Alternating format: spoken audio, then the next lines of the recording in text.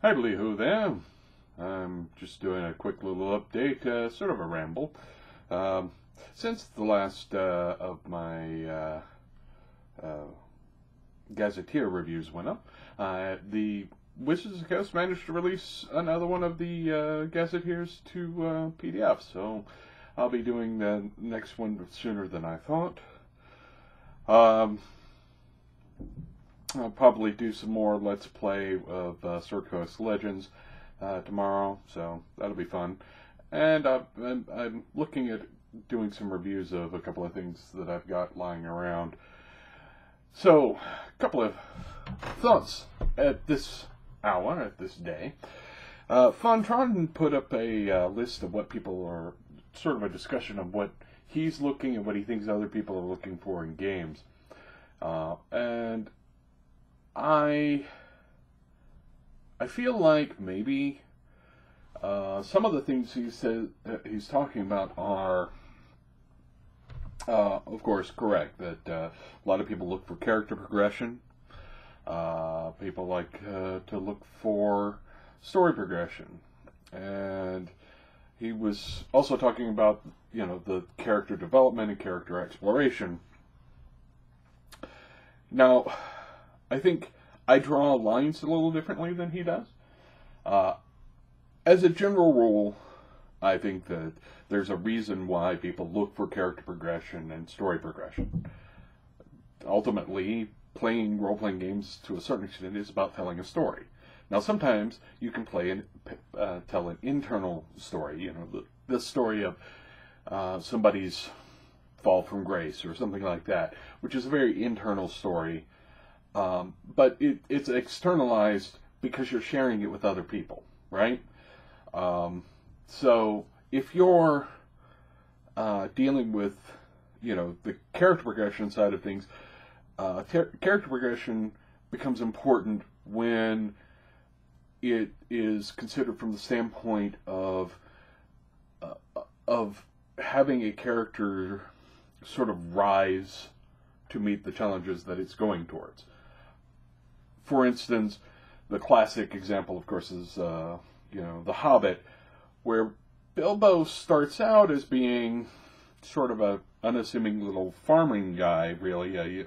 Not even a farming guy. He's just like, he's got a nice house, and collects maps and such, and sort of slowly becomes more than what he was. The same happens in Lord of the Rings with the rest of the hobbits.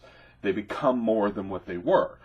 Now, one could argue that that is also an exploration, that they discover the depths of who they are, but the lines are not super clear throughout. And I think I think putting them into boxes may interfere with thinking about the story as a whole.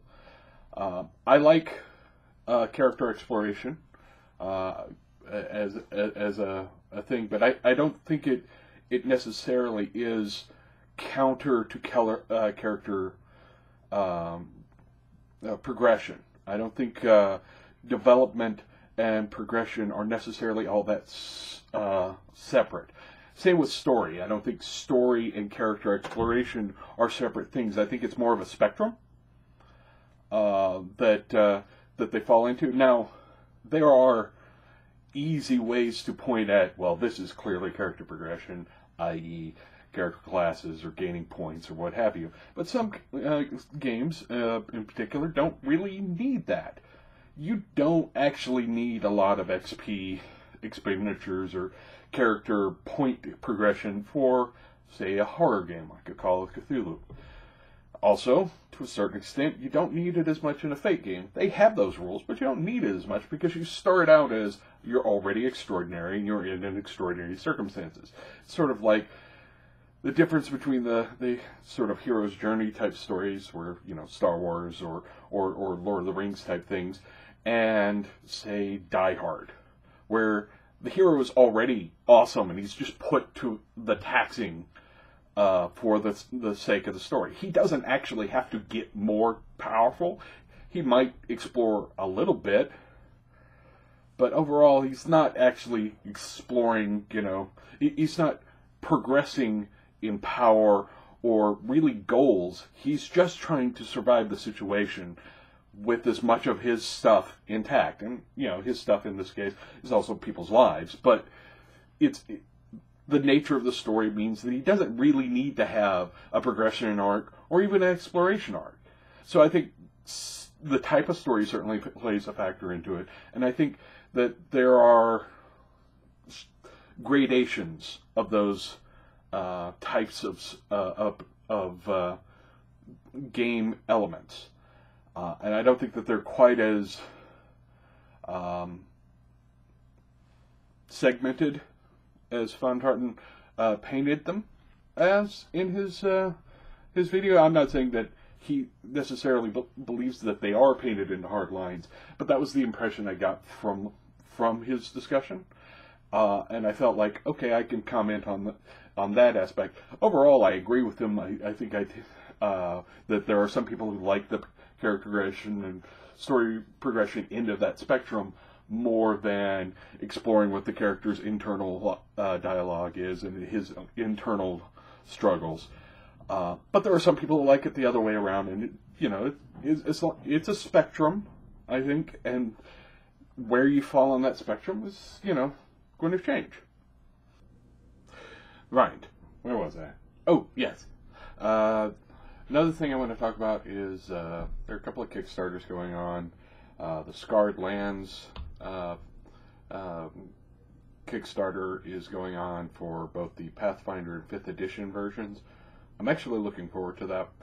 I've actually contributed to get at least the PDF because I think that I really remember liking that setting. I've got some of the books still.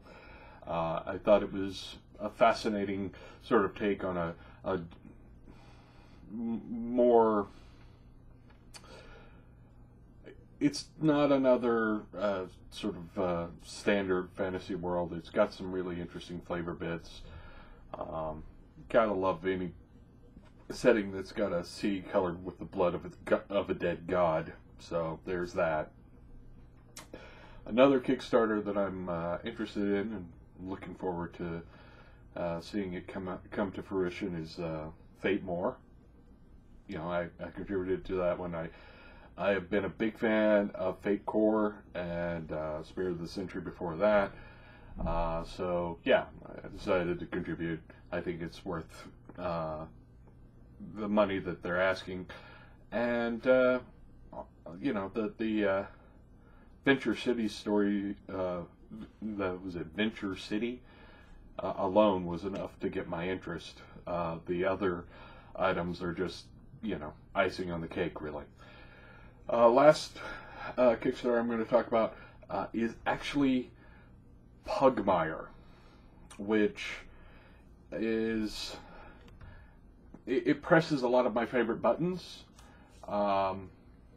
It is sort of a post-apocalyptic fantasy. It's set in our future, where there's magic and such, but the characters are all dogs, and different breeds of dogs have different influences, and they follow the code of man, which starts with rule 1 of be a good dog. I mean, this is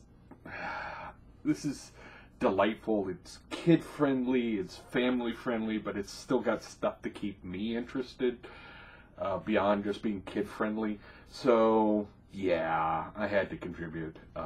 You should go check it out. I'll include a link. But yeah,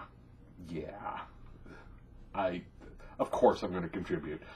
I'm not actually that, into the sort of furry settings as a general rule. Interestingly enough, a couple of my favorite things involve those things. Rock and Rule is one of my favorite animated movies of all time. And the whole premise is humans died out a long time ago due to nuclear war or what have you, and the mutant future animals, become anthropomorphized and, have this sort of dark post-apocalyptic future involving rock and roll, because why wouldn't you?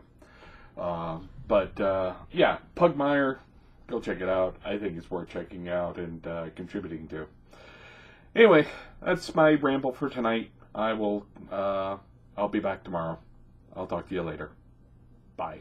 Oh, yeah, subscribe and share and do other, things. Contribute to the Patreon if you feel like it. No pressure. Anyway, talk to you later. Bye.